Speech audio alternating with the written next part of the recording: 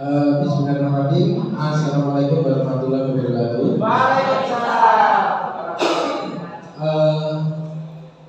Bapak Ibu, ini adalah satu kalimat yang sering akhirnya kita gunakan atau dalam kegiatan pendidikan guru penggerak atau guru penggerak, dan termasuk sebenarnya kita SMK PK itu juga ikut termasuk di dalamnya, dan mau gak mau kedepannya semuanya akan ter-PK-kan semua, itu seperti itu.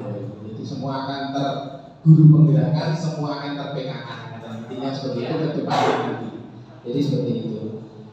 Salam dan bahagia itu satu kalimat yang selalu dimunculkan dalam konteks di filosofinya dari Bapak Pendidikan kita Kiai Haji Mantoro. Salam dan bahagia berarti orientasi pada pendidikan anak-anak, harapannya kebahagiaan kita dan anak-anak untuk semuanya selama kita hidup. Kira-kira seperti itu. Assalamualaikum warahmatullahi wabarakatuh. Salam sejahtera untuk kita semua, Bapak Ibu. Kami di sini punya tugas menyampaikan atau mendiseminasikan berkaitan dengan modul yang sudah kami selesaikan di modul 1-4, yaitu berkaitan dengan budaya positif. Jadi kegiatan ini seperti seminar kecil. Nanti kami menyampaikan atau memaparkan materi secara umum berkaitan dengan budaya positif yang terbangun di sekolah kita. Jadi seperti itu. Oke, untuk menyingkat waktu, kita awali. Nanti ada 6 materi, 3 materi yang awal dengan saya, yang berikutnya dengan Bu Halis. Perkenalkan, saya Jimmy Romawan Ambar, CGP Angkatan 6 dari Kota Blitar. Dan nanti Bu Halis akan memperkenalkan sendiri. Oke. Sebelum ke budaya positif, ini ada pertanyaannya Bapak Ibu.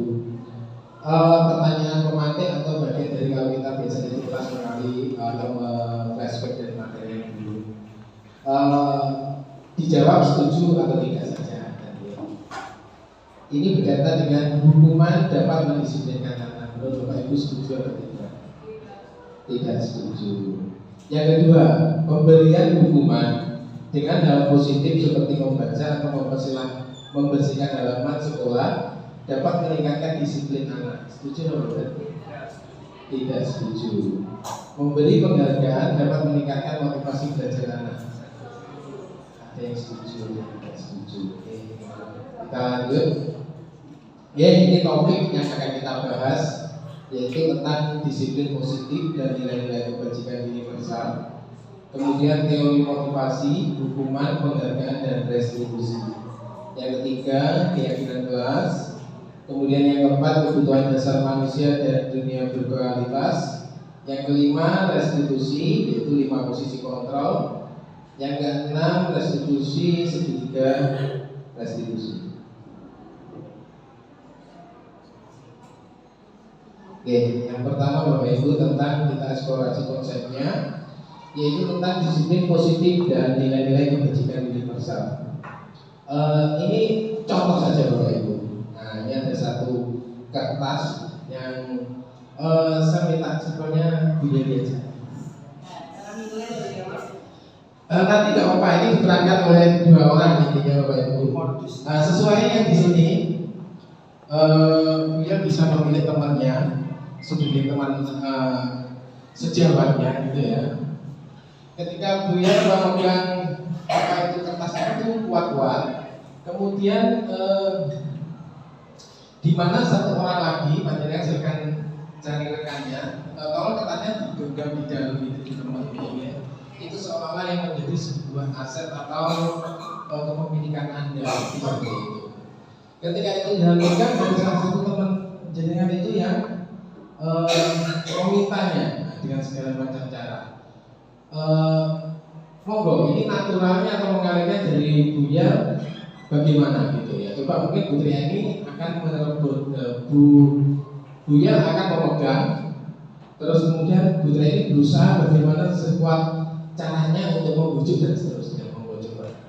Sejauh apa respon dari Buya ini mempertahankan dari ini, apakah itu memang dipertahankan atau memang diberikan? Monggo, ini coba 1, 2, iya. Oke, coba mungkin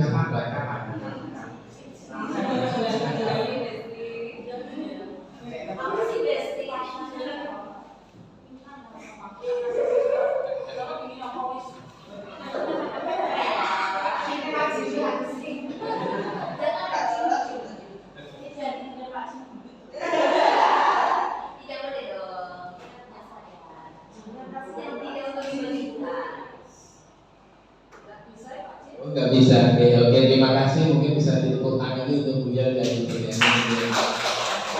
Jadi Bapak Ibu, ini sebuah contoh saja bagaimana yang ada di dalam diri kita sendiri ketika kita mempunyai sebuah hal yang memang itu menjadi hal yang paling berharga pada kita. Ini menjadi sebuah contoh awal di mana nanti posisi bagaimana seorang itu mempunyai fungsi kontrol pada dirinya dan fungsi kontrol kepada orang lain. Jadi seperti itu. Jadi kalau di sini berarti yang punya kuat fungsi kontrolnya Buya apa betul ya? Buya, karena dia mempertahankan dari kejahatan. Ya, itu gambaran sekitar. Nah, inilah Bapak Ibu yang menjadi perubahan dari paradigma pada fungsi teori kontrolnya, yaitu ilusi guru mengontrol kepada murid-murid ilusi bahwa kritik dan membuat orang merasa bersalah dapat memakan karakter, ilusi bahwa semua pemakan positif, efektif dan bermanfaat. Jadi ilusi bahwa orang dirasa memiliki hak untuk memaksa. Jadi maknanya ini adalah sebuah gambaran yang kita berikan kepada siswa dalam sebuah proses apapun konsepnya. Jadi kalau di sini tetap kemudian lebih pada konsep permasalahan. Nah, siapa sesungguhnya yang memiliki fungsi kontrol? Jadi di sini ada satu kolom berkaitan dengan stimulus, respon, ada teori kontrol pilihan. Yang pertama di sini paradigmanya adalah kita berusaha memahami pandangan orang lain tentang dunia. Semua perilaku memiliki tujuan. Hanya Anda yang bisa mengontrol diri Anda. Anda tidak bisa mengontrol orang lain. Kolaborasi dan konsensus menciptakan pilihan yang baru. Model berpikir menang-menang. Jadi seperti ini. Ini sebuah konsep dan teori yang disampaikan dalam para ahli. Kemudian yang di sini ini contohnya. Jadi hubungannya teori kontrol menurut pakar dari William Glasser. Ini nanti sebenarnya mengacu materinya lebih berrelasi pada konsep bimbingan konseling yang banyak ada di BK sebenarnya seperti itu. Tapi ini tidak lepas dari kegiatan keseharian kita sebagai guru membimbing murid di kelas. Jadi seperti itu. Di sini teori kontrolnya ada 4. Anda tidak bisa mengontrol orang lain, hanya Anda yang bisa mengontrol diri Anda. Nah, di situ keterangannya. Kemudian semua perilaku memiliki tujuan. Kemudian model berpikir menang, kolaborasi dan konsekuensi, serta realita kita berbeda. Jadi ini nanti yang kita jelaskan yang di bawahnya. Jadi seperti itu. Ini konsep awalnya seperti itu atau main-mainnya seperti itu. Berikutnya, apakah makna disiplin berasal dari kata Latin disiplin, belajar dan seterusnya. Kita lewati aja. Nilai-nilai kebajikan universal adalah nilai-nilai sifat positif manusia yang merupakan tugas tujuan yang mulia yang dicapai setiap individu. Nilai disebut universal dan lintas bahasa, suku bangsa, agama maupun latar belakang. Jadi seperti itu. Nanti ini yang dikaitkan ketika nanti yang sudah kita laksanakan di penguatan pembelajaran dengan konsep P5 sebenarnya Bapak Ibu. Ya itulah Bapak Ibu yang terbangun sebenarnya pada nilai-nilai kebajikan di pasangannya anak. Ketika anak berdiskusi dengan temannya, kemudian merencanakan sebuah proses yang akan dilakukan, kemudian dia di situ akan mendapatkan sebuah proses di mana harus bekerja sama dengan temannya, bagaimana berpikir kritis dia untuk berinovasi dari produk yang mau digunakan dan seterusnya. Itu capaiannya yang di anak-anak itu di P5 adalah sebenarnya teorinya di sini. Nah, jadi kalau kita kaitkan seperti itu. Nah, berikutnya yaitu teori motivasi, dukungan dan penghargaan serta restitusi. Ini apa itu? Kita bahas yaitu teori motivasi perilaku manusia, yaitu ketika dampaknya secara umum adalah motivasinya dari eksternal semua untuk menghindari ketidaknyamanan atau hukuman apakah yang terjadi apabila saya tidak melakukannya. Yang kedua, untuk mendapatkan imbalan dari orang lain, yaitu institusi, apa yang akan saya dapatkan apabila saya melakukannya. Jadi seperti itu motivasi eksternal yang kita pada posisi pada teori kontrolnya. Jadi seperti itu, ketika kita melaksanakan sesuatu tentunya seperti kompetisi dalam atau mengikuti sebuah kegiatan. Jadi itu motivasinya pasti ada dorongan. Kapan perjalanan di PMM Bapak Ibu. PMM itu kemarin saya komunikasi ngobrol dengan kaptennya yang ngurusi PMM di khusus Kota Blitar itu, ke depan korelasinya nanti juga akan berhubungan dengan istilahnya kalau kendaraan itu ketika mempunyai saya jadi lupa itu, mempunyai sebuah akselerasi gitu ya, itu nanti kembalinya nanti kepada individu secara keseluruhan untuk sertifikasi tersebut. Kemudian untuk menghargai diri sendiri, saya akan menjadi orang yang seperti apabila saya melakukannya. Jadi ini dari motivasinya. Berangkat ini yang menjadi kata-katanya dari Bapak Pendidikan kita dan jadi Dewantara, yaitu merdeka. Berarti merdeka itu tidak hanya terlepas dari sebuah perintah, tapi akan tetapi juga cakap memerintah diri sendiri. Jadi seperti itu. Jadi harapannya merdeka itu kalau kontennya bisa dimaknai, hanya ada fungsi kontrolnya juga dalam unsur merdeka tersebut. Nah, ini menjawab berkaitan dengan hukuman tadi Bapak Ibu. Bahwasanya perdagangan itu berbanding lurus dengan hukuman tadi, sebenarnya seperti itu. Jadi bahwa perdagangan berlaku sama dengan hukuman dalam arti yaitu meminta atau memujuk seseorang melakukan sesuatu untuk memenuhi suatu tujuan tertentu dari orang yang meminta memujuk tersebut. Kemudian dorongannya eksternal, ada faktor ketergantungan, beberapa dampak dari pemberian penghargaan. Jadi seperti itu. Jadi ketika orang melakukan otomasinya itu adalah sebuah dorongan,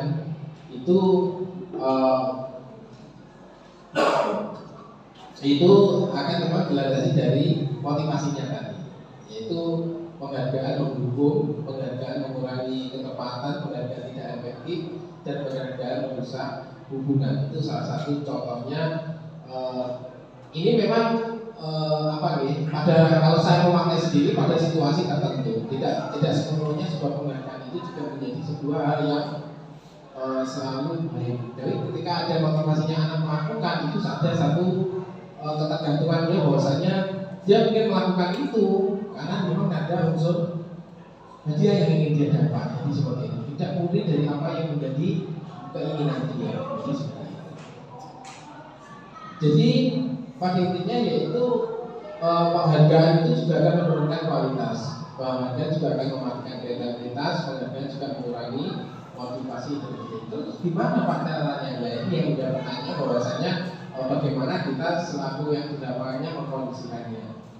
Ada pertanyaan Pak, ada yang bingung waktu ini ya?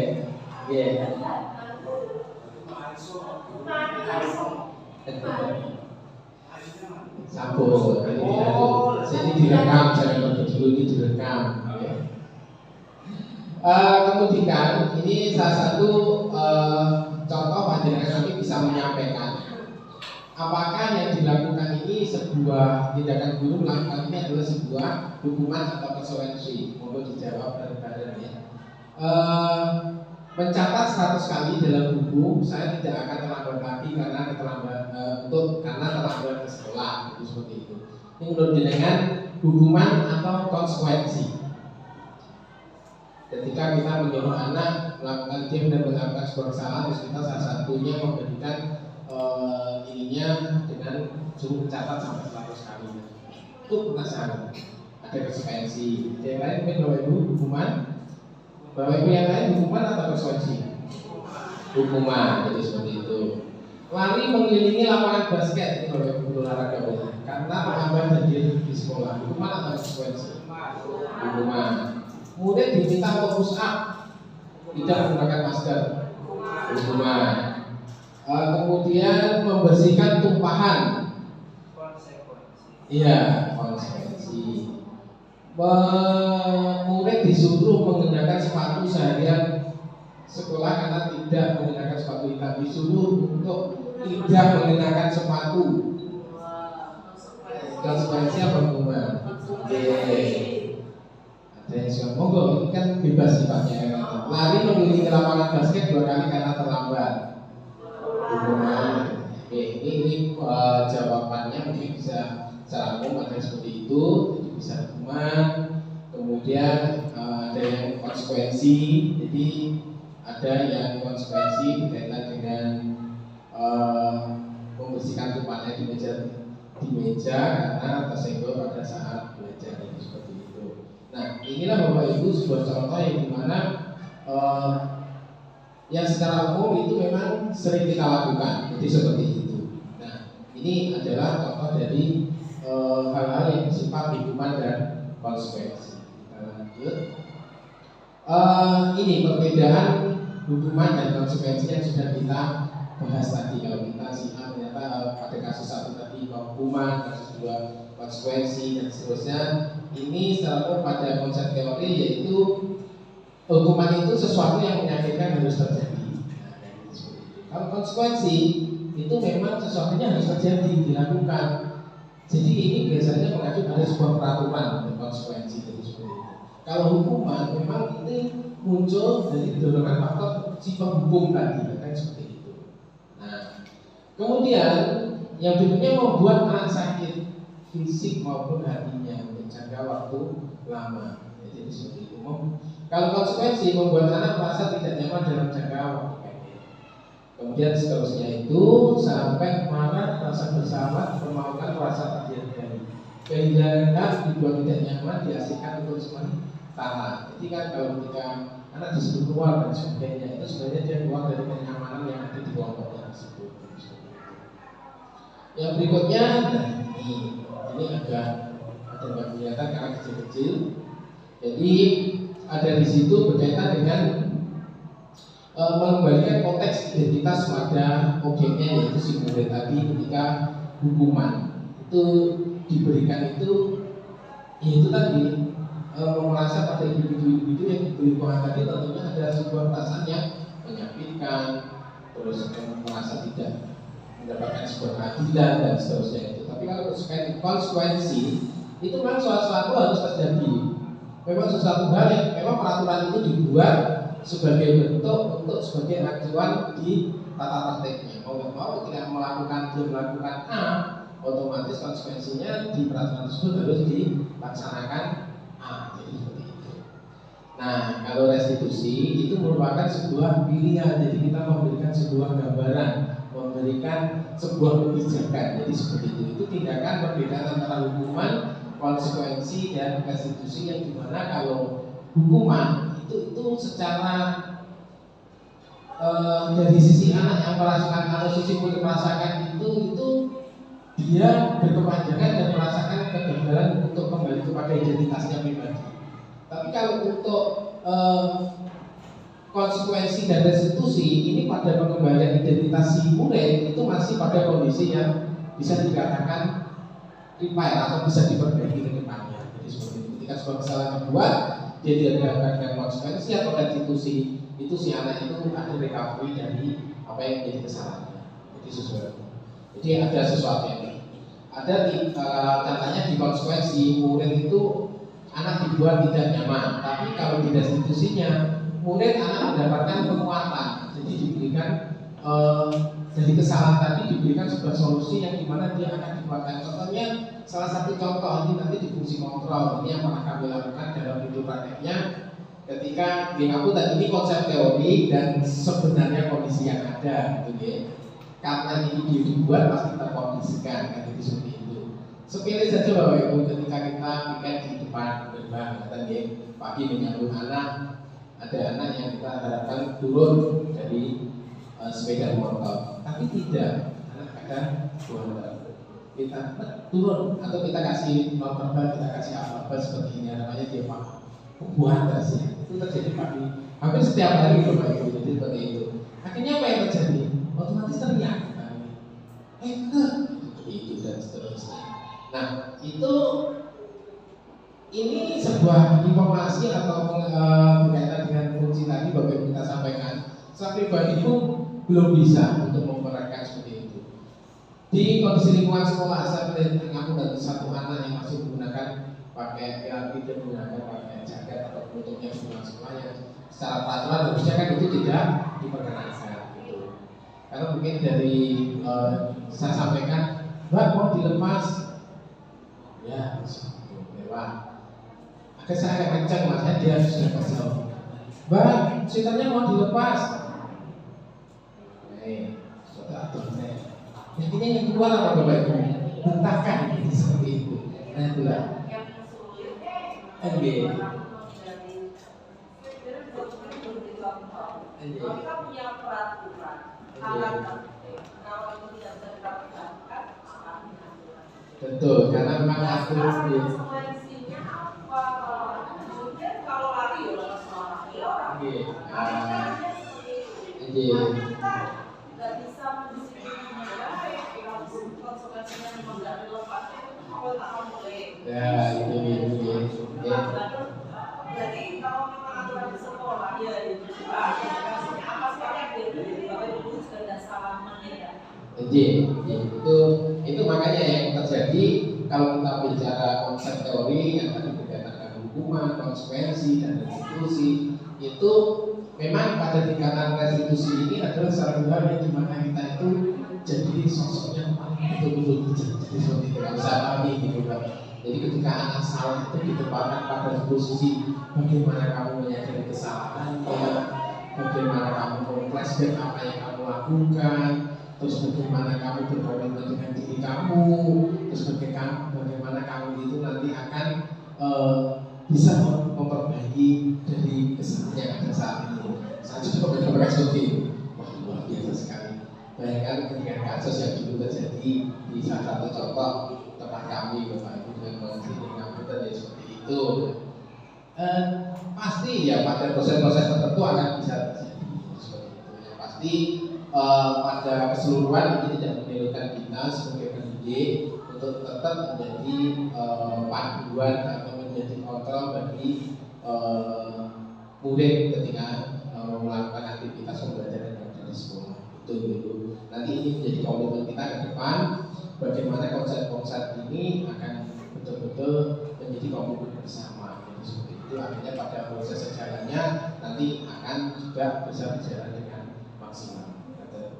Nah, jadi kalau kita bicara restitusi itu tingkatan yang paling tinggi. Jadi apa itu restitusi? Yaitu proses menciptakan kondisi bagi murid untuk memperbaiki kesalahan mereka sehingga mereka bisa kembali pada kelompok mereka dengan karakter yang lebih kuat. Jadi itu tadi yang saya sampaikan kalau membaca dari apa artiannya itu peran kita pada proses restitusi ini menempatkan kita itu betul-betul harus menjadi sosok yang guru yang betul-betul sangat bijaksana. Jadi seperti itu. Kita lanjut, ciri-cirinya makanya di restitusi itu dibahas bahwa belajar dari kesalahan, memperbaiki hubungan, tawaran bukan paksaan. Jadi kalau konsekuensi itu kan memang harus dipaksa dengan konsekuensi yang ada. Tapi kalau tawaran itu memang masih memberikan sebuah solusi yang dimana bahwa proses itu nanti bisa kamu kerjakan dengan alternatif lain. Itu seperti itu. Nah inilah memang untuk kebutuhan kreativitas dari masa-masa ini. Sudah selesai? Belum ya. Yang ketiga yaitu keyakinan kelas. Jadi mengapa tidak peraturan saja, ada perlu yang diyakinkan dalam sebuah kelas. Jadi ya karena kita ini dicontohkan dan itu kalau objeknya saya itu ya susah. Mengapa memiliki peraturan harus menggunakan helm? Kan jelas Bapak Ibu. Kalau menggunakan helm itu untuk keselamatan pribadi dalam berkendara lalu lintas. Ketika dan terbukti juga sebenarnya, ketika orang kecelakaan yang tidak pakai helm dan pakai helm pun pasti terlihat yang akan sangat fatal itu ketika dia tidak menggunakan helm. Jadi seperti itu. Nah, itu dari sisi peraturan. Tidak usah jauh-jauh. Contohnya, sekarang kemarin pernyataan dari Kapolres Blitar itu sudah beliaunya tidak akan menetapkan nomor tilang luring atau tilang langsung, tapi full akan menggunakan e-tilang melalui CCTV langsung. Awal-awal saya juga merasa seperti itu, melewati setiap perempatan yang ada di Blitar itu pokoknya satu kan. Tapi karena di situ tidak ada, kalau menurut saya pribadi tidak ada kontrolnya kan, tidak ada polisi dan sebagainya. Ya sekarang kuwatir ya. Jadi seorang tahu sebulan, cuma yang paling utama saya ambil 3 di RT 3 yang ujung sana sama Tanjung Sari itu karena yang ada spot lampunya klub gitu ya. Itu mengantisipasi. Jadi artinya ini sebuah keyakinan yang belum saya yakini, berarti kan gitu. Artinya sebenarnya peraturannya sudah ada, konsekuensinya sudah ada, tapi tidak menjadi keyakinan saya. Nah, jadi seperti itu. Jadi artinya kalau saya yakin, ini saya tertib saya melakukan. Nah ini memang menjadi kultur dan budaya yang juga sudah ada di beberapa kota maju, jadi seperti itu. Nah, inilah salah satu mengapa keyakinan kelas. Jadi sebenarnya sudah pernah ada peraturan sekolah, peraturan kelasnya. Ditekankan lagi, ini untuk komitmen di kelasnya. Jadi seperti itu. Jadi kalau ada peraturan bersihkan kelas, jadi seperti itu. Berarti bagaimana memberikan keyakinan anak itu memahami bahwa ketika dia belajar tidak nyaman, bahwa ada lingkungannya yang tidak bersih. Salah satunya apa? Kelas masih kotor. Berarti diperlukannya adalah dia kesadaran diri untuk membersihkan kelas. Nah ini intinya dimunculkan bentuk kesadarannya. Ini kalau pada diagram bulatnya, jadi ini kalau mau ngaji gitu katanya. Jadi ada tingkatan, ada peraturan, ada keyakinan, ada lingkungan, dan yang terakhir ada yang paling tingkatan tertinggi adalah budaya. Jadi kalau budaya itu adalah sesuatu yang sudah secara otomatis lahir dilakukan secara penuh kesadaran diri. Nah, ini secara perbedaan Bapak Ibu sambil contoh keyakinan kelas, datang tepat waktu mengucapkan salam. Nah, kalau kesepakatannya yaitu yang mana Bapak Ibu yang menurut Anda itu menjadi sebuah keyakinan dan peraturan. Datang tepat waktu mengucapkan salam. Kami guru dan murid saling menyayangi. Menjaga kebersihan sekolah. Kami murid yang semangat belajar. Ini yang dan seterusnya. Ini yang menjadi menurut panjenengan yang menjadi peraturan kelas yang sebelah hijau apa yang putih? Hijau ya. Jadi itu peraturan yang berkaitan dengan di kelas.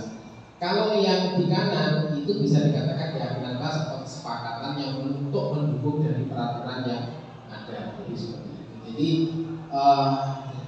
contohnya kan peraturan membawa HP di kelas itu sudah sebenarnya peraturan membawa HP ini secara peraturan sekolah memang ada atau tidak itu seperti itu. Kalau memang tidak ada diyakini di dalam kelas itu boleh atau tidak, nah monggo itu silakan bisa dikomitmeni sendiri panjenengan dalam proses pembelajaran. Nah, pada poinnya juga ada berkaitan dengan kegiatan pendalaman keyakinan di kelas, yaitu tentang hormat, bekerja dan menerima dan seterusnya. Kita lanjut seterusnya. Nah, ini menurut Bapak Ibu. Nah, ini ada peraturan yang menuliskan seperti itu. Selalu kembalikan buku ke tempatnya. Kalau untuk sebuah kesepakatan atau keyakinan kelas, apa yang menurut panjenengan bisa sampaikan gitu, untuk mendukung dari bagaimana sebuah buku itu bisa dikembalikan ke tempatnya, untuk mendukung keyakinan anak-anak bahwa ketika dia menggunakan buku itu harus khususnya dikembalikan ke tempatnya biar kembali dengan rapi. Dilarang menunggu mengganggu orang lain. Hadir di sekolah 15 menit sebelum pembelajaran dan seterusnya sampai jangan berlari di kelas atau koridor. Penekanan pada keyakinan kelasnya bisa dimunculkan dengan seperti ini. Ini artinya berkaitan dengan nilai-nilai kebajikan universalnya tadi, yaitu tentang tanggung jawab. Bagaimana kita memberikan pada orientasi sebuah tanggung jawab kepada murid, menghormati orang lain, kemudian keselamatan, kesehatan dan seterusnya. Itu beres. Nah, itu benar. Terima kasih Bapak Ibu, masih ada 3 materi nanti kita yang akan disampaikan oleh Bu Elis. Terima kasih. Selanjutnya monggo Bu Elis.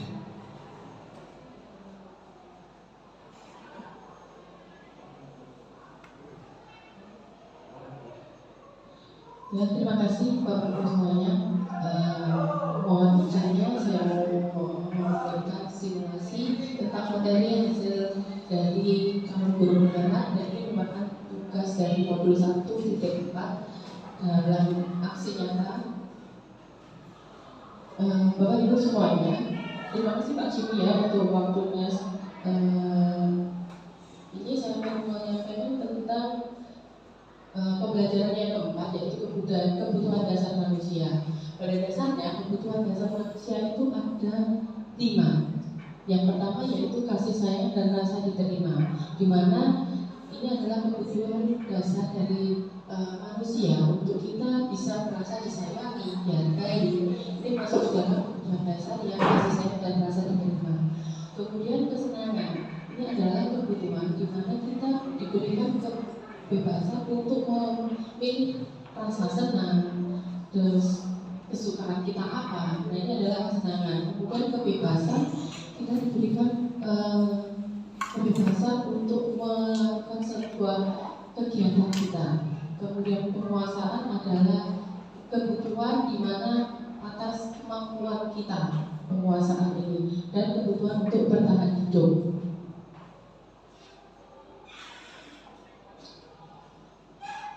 Untuk selanjutnya yaitu eksplorasi konsep tentang pembelajaran kelima, yaitu 5 posisi kontrol. Nah, Bapak Ibu semuanya, 5 posisi kontrol ini arah kita pada diri kita semuanya sebagai seorang guru, di mana pada dasarnya kita ini sebagai seorang guru memiliki 5 posisi, yaitu yang pertama adalah sebagai penghukum, kemudian pembuat orang merasa bersalah, kemudian teman dan pemantau, kemudian seorang manajer. Dalam pembelajaran, ketika kita berada di kelas, pastinya kita akan berada pada 5 posisi ini. Sebagai contoh motivasi di sini, ada guru berdua. Kalau kita sebagai seorang guru, kemudian kita menghardik, menunjuk-nunjuk, menyakiti, menyindir, maka kita berada pada posisi kontrol, yaitu sebagai penghukum. Kemudian ketika guru berceramah dan mengatakan seharusnya bla bla bla, ibu kecewa, bla bla bla, ini akan membuat seseorang itu akan merasa bersalah. Maka posisi kita adalah sebagai seorang guru yang membuat orang merasa bersalah. Kemudian ada juga sebagai teman, di mana guru akan membuat alasan-alasan untuk muridnya. Kemudian sebagai pemantau, guru akan selalu menghitung dan mengukur siswa itu seberapa jauh, akhirnya bagaimana. Kita sebagai berposisi pada pemantau. Kemudian ketika kita memberikan sebuah pertanyaan dan siswa itu harus menemukan sebuah solusi, maka kita berada pada posisi sebagai seorang manajer. Nah, pada posisi 5 posisi ini akan terbagi lagi menjadi akan mempengaruhi bagaimana karakter siswa itu. Di mana ketika kita menjadi penghukum dan membuat orang merasa bersalah, maka akan menghasilkan identitas gagal, kontrol dari luar. Ya. Kemudian ketika kita menjadi teman dan pemantau, maka kita akan membuat sebuah siswa itu akan menjadi identitas yang berhasil atau sukses. Dan jika kita sebagai manajer, maka kita akan mendapatkan siswa dengan identitas berhasil dan sukses. Kemudian ketika kita sebagai ini contohnya, ketika kita sebagai penghukum berada pada posisi kontrol sebagai guru penghukum, kita menghadir menunjuk-nunjuk, kemudian berkata, kalau kamu tidak melakukan, awas ya, rasakan. Ini adalah kita menghadir siswa atau menghukum siswa. Apa yang dihasilkan? Maka siswa akan memberontak, menyalahkan orang lain dan berbohong. Kaitan dengan dunia berkualitas, murid akan meletakkan guru di luar dunia berkualitas. Stigma siswa pada seorang guru itu akan guru itu tidak sesuai dengan apa yang diinginkan oleh siswa. Maka murid berkata guru di luar dunia yang berkualitas. Kemudian murid berkata, biarkan saja, nanti juga marah-marah lagi. Dampak apa yang akan terjadi pada murid? Maka murid akan mengulangi kesalahan tersebut.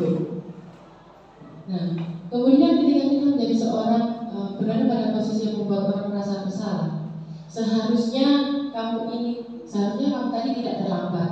Ibu kecewa dengan hasil yang kamu dapatkan.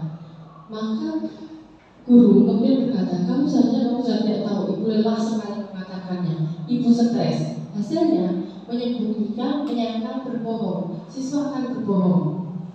Kemudian kaitannya, murid meletakkan guru di dalam dunia yang berkualitas. Muridnya akan berkata, maafkan saya. Dampaknya, siswa akan merasa rendah diri.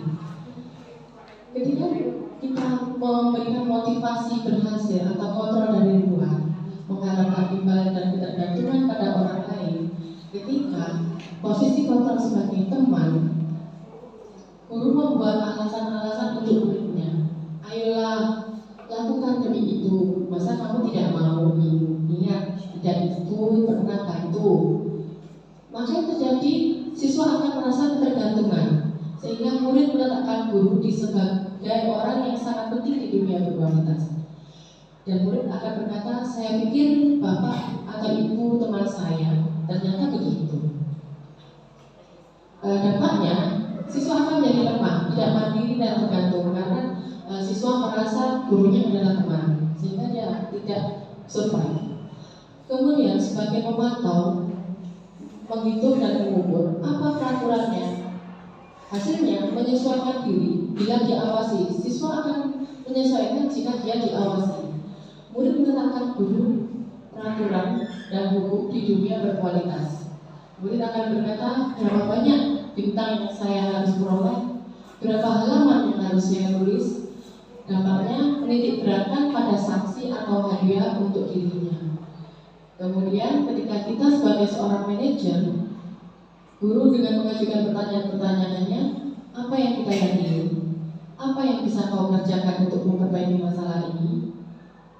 Hasilnya akan menguatkan profil, sehingga murid meletakkan dirinya sebagai individu yang positif dan dalam dunia berkualitas.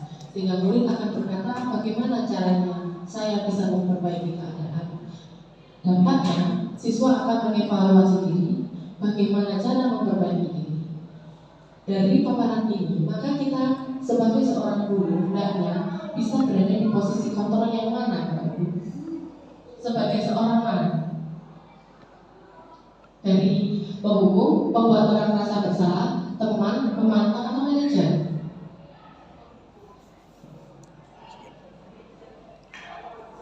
Oke? Nah, bagus. Jadi sebagai seorang guru hendaknya kita menjadi posisi kontrol sebagai manajer, sehingga kita membutuhkan motivasi kepada siswa untuk lebih mandiri dan mampu membuat sebuah solusi dari permasalahannya. Nah, di sini ada pernyataan-pernyataan. Ini ada pernyataan, saya kecewa sekali dengan kamu. Siapa yang mengatakan? Membuat orang merasa bersalah. Kemudian kamu tidak pernah benar melakukannya. Berarti kita menjustis anak itu tidak pernah. Maka kita sebagai penghukum. Kemudian ayolah lakukan dari ibu atau bapak. Seperti yang contoh tadi, berarti kita sebagai teman. Kemudian apakah kamu mau memastikan bintang hari ini sebagai apa? Pemantau. Kemudian bagaimana kamu bisa menyelesaikan masalah ini?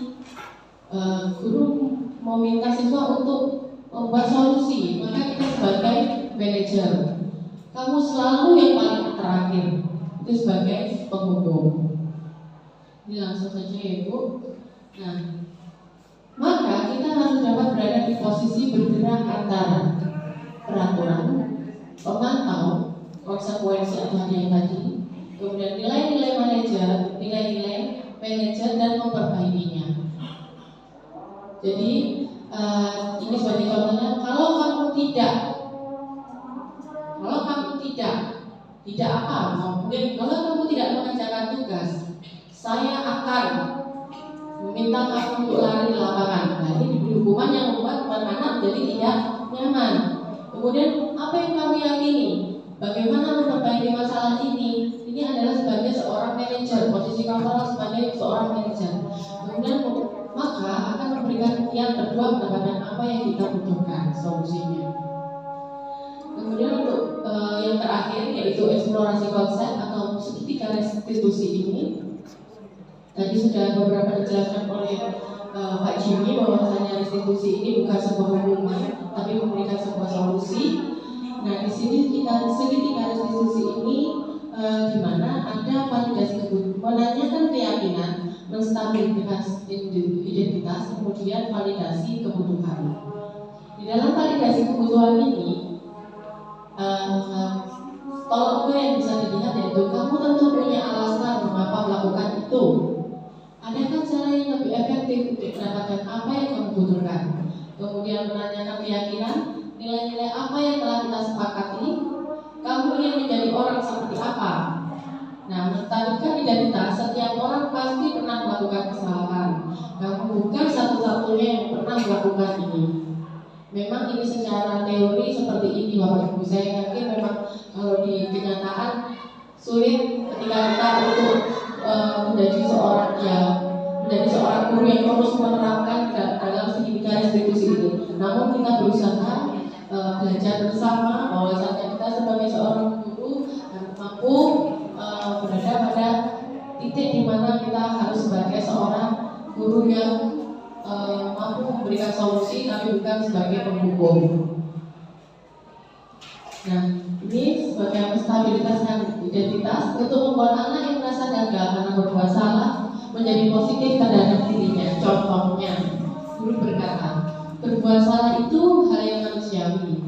Tidak ada manusia yang sempurna. Nah, ini seperti halnya kita ini belajar dulu. Kalau kita nantinya menemui kasus anak yang memiliki masalah, ya secara idealisnya kita akan memberikan pernyataan yang seperti ini, ya. Memang kalau di SMA, SMK, SD, TK itu memang penanganannya berbeda dan karakter anak di setiap jenjang itu juga berbeda. Jiwa pemberontak kalau sudah SMK juga sangat muncul. Maka bagaimana kita mengerem juga, bagaimana kita cara mengontrol posisi kontrol kita bagaimana. Nah, inilah contohnya. Kita berkata berbuat salah itu hanya manusiawi. Tidak ada manusia yang sempurna. Bapak Ibu juga buat salah. Kita pasti bisa menyelesaikan permasalahan ini.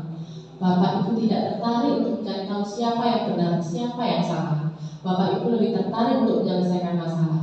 Kalau kamu menyalahkan dirimu sendiri terus-menerus, apakah kamu bisa baik pada dirimu sendiri? Secara teorinya seperti ini. Kita belajar dari bahasa-bahasa yang ada di sini untuk diterapkan kepada siswa kita. Mulai belajar bagaimana menyampaikan teguran secara halus kepada siswa kita. Nah, nanti dibagikan. Ya, ini kita belajar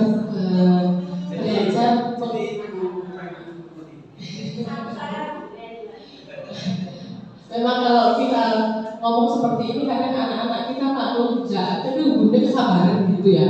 Tapi bagaimana lagi ya, harus juga bisa mengontrol emosi. Kadang kalau kita ngomong seperti ini juga anaknya tak begitu ya. Nah, kemudian validasi kebutuhan, membantu murid menganalisis basic need, kebutuhan dasar yang dipenuhinya ketika melakukan kesalahan itu. Pada dasarnya setiap tindakan manusia tujuannya adalah memenuhi basic need, apakah itu power, freedom, love and belonging, want and survival. Jadi lima kebutuhan dasar manusia. Guru berkata, kamu bisa saja kan melakukan hal yang lebih buruk, tapi kamu tidak melakukannya kan? Kamu pasti punya alasan mengapa melakukannya. Apa yang penting bagi kamu? Kamu boleh tetap berusaha menjaga sikap itu, tapi tambahkan sikap yang lain, yang baru. Maukah kamu belajar cara lain untuk mendapatkan yang kamu butuhkan tanpa harus memukul? Apakah kamu bisa melakukan dengan lebih baik besok lagi? Nah, ini memvalidasi kebutuhan siswa. Mungkin ini terjadi ketika siswa melakukan contoh ya di sini. Ketika ada siswa melakukan memukul temannya, kita gali permasalahannya seperti apa. Awalnya kita tanya dan tadi identifikasi tadi, kemudian kita validasi kebutuhannya. Maukah kamu belajar cara lain untuk mendapatkan kamu butuhkan tanpa harus memukul?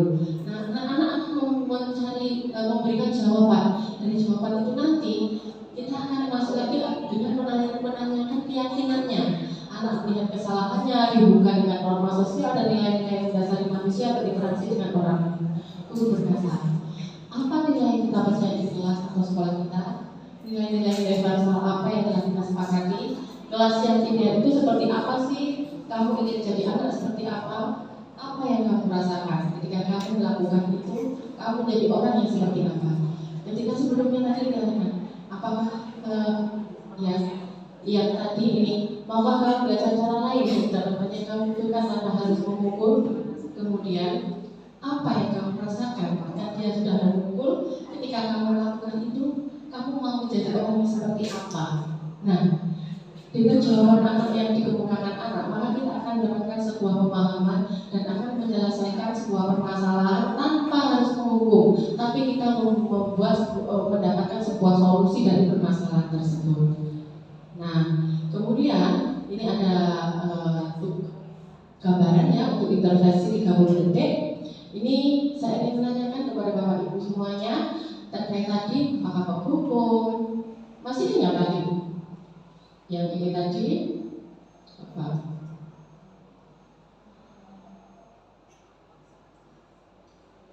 Nah, ini masih ingat menghukum, membuat orang merasa bersalah, teman, pemantau, manajer. Nah, ini nanti panjenengan sebagai seorang apa? Apakah menghukum, membuat orang merasa bersalah, teman, pemantau, atau manajer?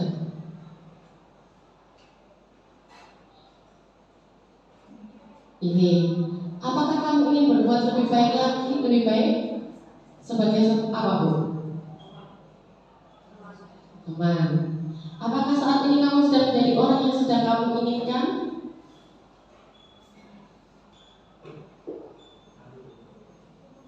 Teman. Apakah kamu bisa mengubah kegiatan atau perilaku kamu saat ini menjadi sikap yang lebih membantu? Kalau dihubungkan dengan ini, masuk mana? Menanyakan keyakinan, ya kan? Nah, ini nanti kalau dihubungkan dengan posisi kontrol tadi. Jadi ini adalah keterkaitan antar materi. Memang dalam guru penggerak ini setiap materinya selalu saling berkaitan satu dengan yang lainnya. Ini ada beberapa contoh yang nantinya bisa sebagai gambaran. Hanya saya bacakan saja. Okay? Apakah kamu ingin berbuat lebih baik? Apakah saat ini kamu sedang menjadi orang yang sedang kamu inginkan? Apakah kamu bisa mengubah kegiatan perilaku kamu saat ini menjadi sikap yang lebih membantu? Apakah wajar membuat kesalahan misalkan sebagainya? Dan sampai pada apa yang kamu inginkan, peraturannya apa? Nah, selanjutnya di sini refleksinya saya akan menanyakan pada Bapak Ibu semuanya. Dari yang telah kami sampaikan pada kegiatan pagi hari ini, hal baru apa yang mengubah paradigma saya yang saya dapatkan dari hasil seminar kita hari ini atau hasil diseminasi kita terhadap materi calon guru penggerak? Mungkin ada yang bisa menjawab dari apa yang didapatkan dari materi hari ini, hal baru apa yang mengubah paradigma panjenengan? Ini karena materinya dibuatnya sebenarnya di BK, mungkin BK bagaimana? Kalau dulu kan kita menolaknya hanya punishment dan reward. Nah, ternyata sekarang kita menambahkan sekarang ya ada 5 posisi kontrol, kemudian segitiga restitusi. Nah, ini kita harus belajar bareng lagi. Jadi mungkin tadi hal barunya adalah ternyata di dalam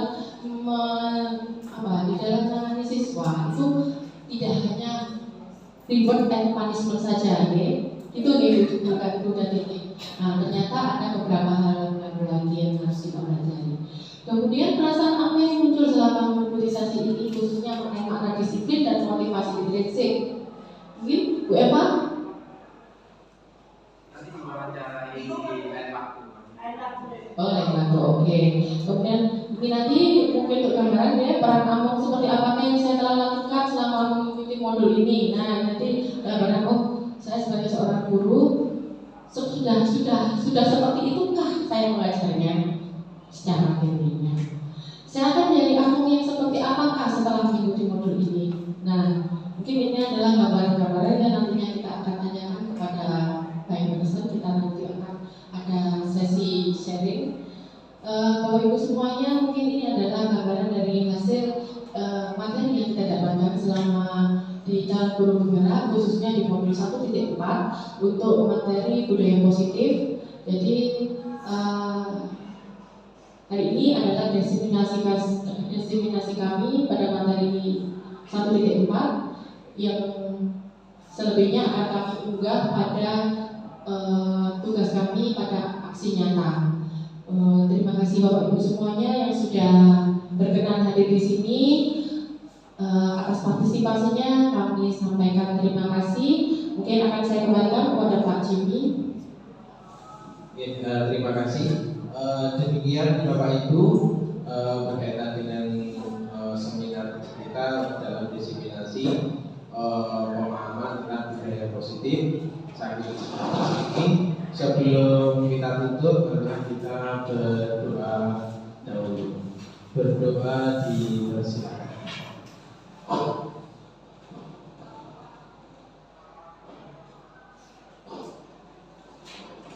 Terima kasih dari kami atas yang mohon maaf. Sampai kali lagi kami ucapkan terima kasih atas partisipasinya. Saya kiri. Assalamualaikum warahmatullahi wabarakatuh.